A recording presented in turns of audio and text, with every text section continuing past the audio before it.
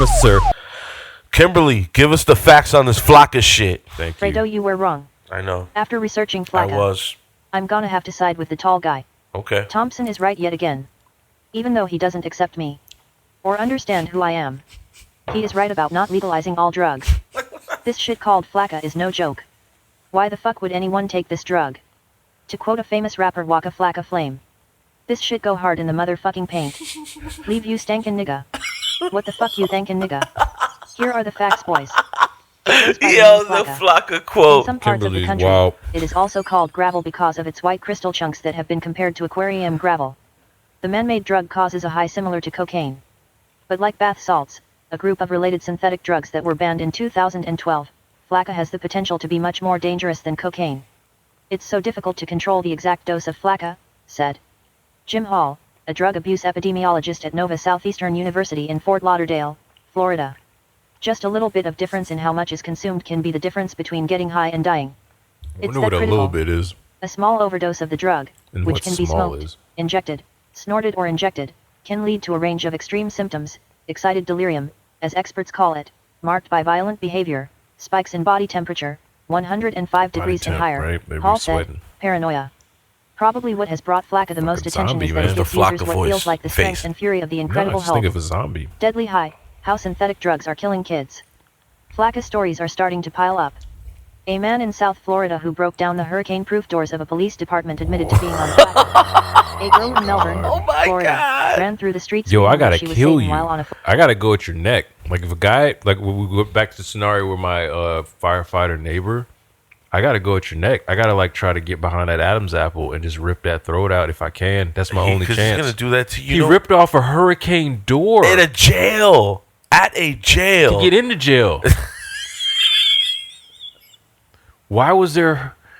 What the fuck, son? Yo, that's no Flakka. way. That's so scary. And I'm taking Flakka out of prison, right? They just do it. You ever see anybody on that shit? I don't know. I've seen people wilding out, not to the level of some of these videos we're gonna watch, but I have seen people. But it's a borderline. Like sometimes you see people, not like I said, not running in front of cars doing crazy shit, but like just on the street like a zombie. But sometimes people have mental disorders too. Like some homeless people could be dealing with paranoid schizophrenia or whatever. I mean, the way they live, man. I always wonder where homeless people are going. You ever think that? Nowhere. But I'm saying, like, you something to you'll eat see or them walking. Smoke. Yeah. Where are you going? Hustling, bro. They're figuring out where they're gonna make that buck to eat. All they're worried about is eating and getting high, or maybe drunk. What do you mean? All homeless people are trying to get high? Most of the people that you see wandering around going somewhere, they're looking for an opportunity to make some money, to eat, right? Get high or get drunk. You know what I mean? And maybe if you have some money left over, a place to stay. I know this because I used to talk to a lot of the homeless people. When I worked the door at the club downtown 57 West, I made a lot of homeless friends, you know? Because at first I was on some like, I'm downtown to be like conscious rapper, positive, you know, humble poet. Humble poet. Bro. I forgot about that guy. Let me try to connect to as many people as possible because, one, that type of shit always gives me inspiration to write music and stuff like that. Hearing people's stories. And at that time, I was way more open to that shit. You're going to catch me talking to no homeless person now unless there's like an absolute reason. I see somebody in like absolute like maybe with some kids or something. So you're not going to talk to homeless people? Not because I started to notice that especially single men downtown, a lot of homeless men are kind of just like big kids. There's a small percentage that really have mental issues and they're just fucked, and it's just better that they live like that. You know, like Freeman, great artist, downtown Orlando's like folk, I would say folk artist, been doing street art since like the 80s in Orlando. Right. Take that man out of his element, take him away from alcohol, take him away from getting arrested for crack every now. He's not going to make that dope art. So people like that, you just kind of leave alone. But the majority of people don't want to live society's rules, right? Get a job, dress, you know, clean, just basic stuff that they think society implements on them and they feel oppressed by it. So they're going to just do whatever the fuck they want. Get high, get drunk, come up on an opportunity, live according to their rules. And there's some people that, is that right or wrong?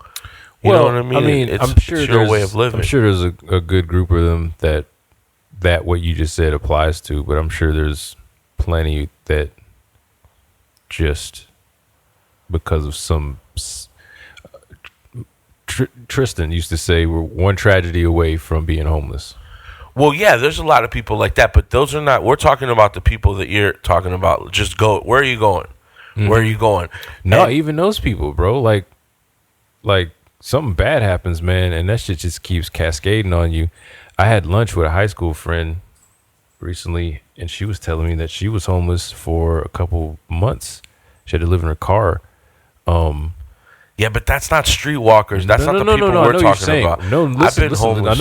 I know you're saying. What I'm saying is she was homeless for 6 months. She had family. She had a support system. Not really a support system. She had people that was alive that was part of her family, and she didn't get that help. So when somebody that's the beginning of it. She's fine because it ends up being fine for her. But that's the beginning of it. And then it just cascades down and further, and the snowball effect gets bigger.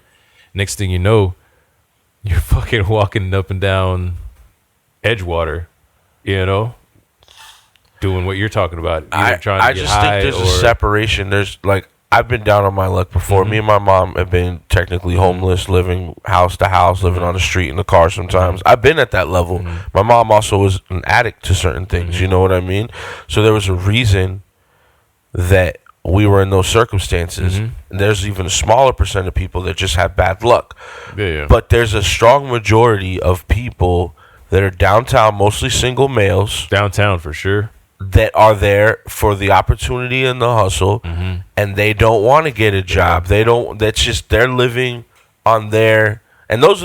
That's why I'm analyzing those type of people that are like, "Where are you going, bro?" Like always on a mission. Like, you know what I mean? Yeah. Yo, you got $1? Yo, let me get a cigarette. They're not necessarily at the library looking for a job. No, or whatever. They're not trying to change it. They're cool with it. Walking somewhere. They have accepted.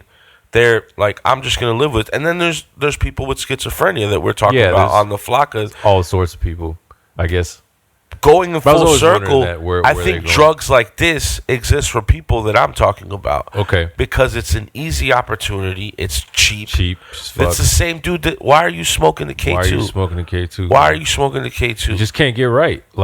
Damn, dog. I want to escape. I want to help you, but what are you doing? Even in the conversation, he showed me a picture of his kids. And I've helped this dude a couple times, but then I stopped. I was like, bro, just because I anyway, fuck that part. He showed me a picture of his kids. He's holding up hundreds, stacks. It's like, what is this? And he was like, oh, this is, I've been in jail for extorting, not extorting. He lied on some forms for $250,000 from the government or something like that. So he got a check for lying on some forms and health care or some shit like that. I don't know what it was exactly.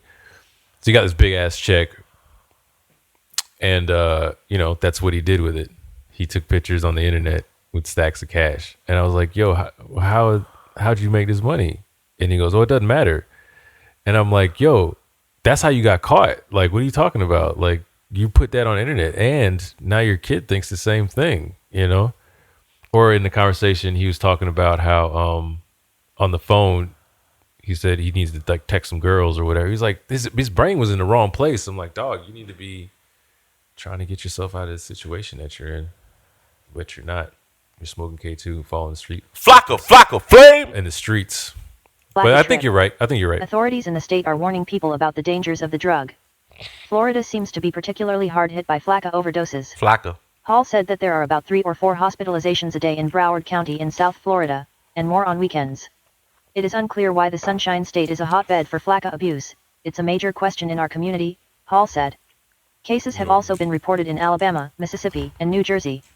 Flakka, which gets its name from Spanish slang for a beautiful woman, la flaca, contains a chemical that is a close cousin to MDPV, a key So ingredient in beautiful bath woman salts. is what it means. These chemicals bind and thwart molecules on the surface of neurons that normally keep the levels of mood-regulating neurotransmitters, dopamine, and serotonin, in check. The result is to flood the brain with these chemicals, Hall said. Cocaine and methamphetamine have similar modes of action in the brain, but the chemicals in Flakka have longer-lasting effects, Hall said. Although a typical Flakka high can last 1 to several hours, it is possible that the neurological effects can be permanent. Not only does the drug sit on neurons, it could also destroy them, Hall said. And because Flakka, like bath salts, hang around in the brain for longer than cocaine, the extent of the destruction could be greater. Wow. Another serious, potentially lingering side effect of Flakka is the effect on kidneys. The drug can cause muscles to break down, as a result of hyperthermia, taking a toll on kidneys. Experts worry that some survivors of Flakka overdoses may be on dialysis for the rest of their life. Oh no. Like most synthetic drugs, the bulk of Flakka seems to come from China and is either sold over the internet or through gas stations or other dealers. A dose can go for $3 to $5, which makes it a cheap alternative to cocaine. Dealers often target young and poor people and also try to enlist but you're homeless gonna people die, to buy and sell, and you're gonna eat Hall people. said. These are people who are already disadvantaged in terms of chronic disease and access to health care, he added. It is unclear at this point whether Flakka is more dangerous than the bath salts that came before it. But it does have one advantage over its predecessor: it has not been banned yet. Flakka largely emerged as a replacement to MDVP in bath salts, said Lucas Watterson, a postdoctoral researcher at Temple University School of Medicine Center for Substance Abuse Research. Although the Drug Enforcement Administration has placed a temporary ban on Flakka, drug makers can work around this ban, such as by sticking a not for human consumption label on the drug, Watterson said. It will probably take several years to get the data necessary to put a federal ban on Flakka, he added. And a ban can be effective, at least in discouraging potential users. The problem is when one of these drugs is banned or illegal, the drug manufacturer responds by producing a number of different alternatives, Watterson said. It's sort of a flavor of the month. Hey, race the science. Apirolidine openchiophenone, also known as apirolidine avalarophenone, APVP, O2387, S-eskedoprolintane, prolintanin, or dismethylpyrovalerone, is a synthetic stimulant of the cathinone class developed in the 1960s that has been sold as a designer drug. Colloquially, it is sometimes called Flakka. APVP is chemically related to pyrovalerone and is the ketone analog of prolintane. Adverse effects. APVP, like other psychostimulants, can cause hyperstimulation, paranoia, and hallucinations. APVP has been reported to be the cause, or a significant contributory cause of death in suicides and overdoses caused by combinations of drugs.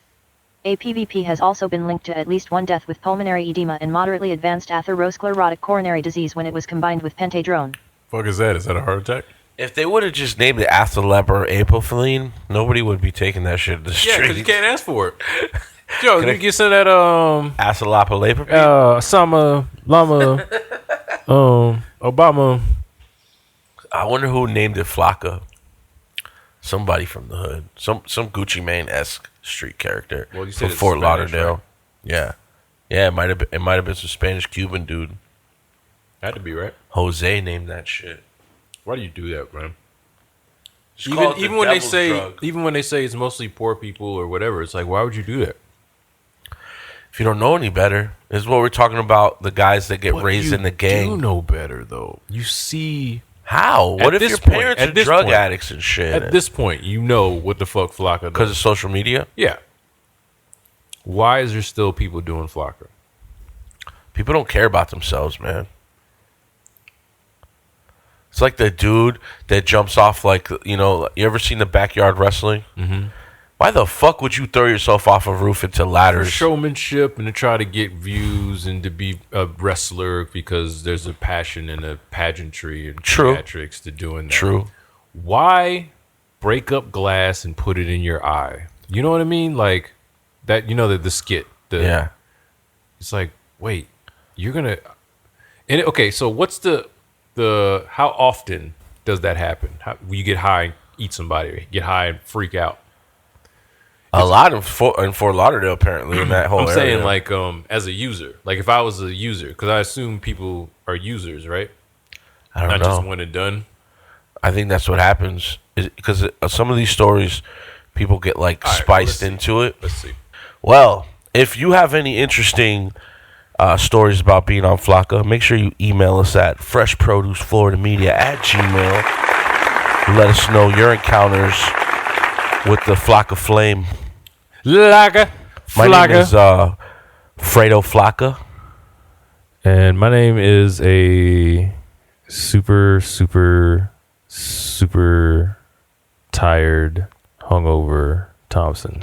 Yo, shout out to Thompson for holding us down on his drunken episode. Holding in might be, because after I ate all that candy and drank that tequila, you're going to have to pooty. We'll see. See how it goes. You might be doing the Flakka dance on the toilet.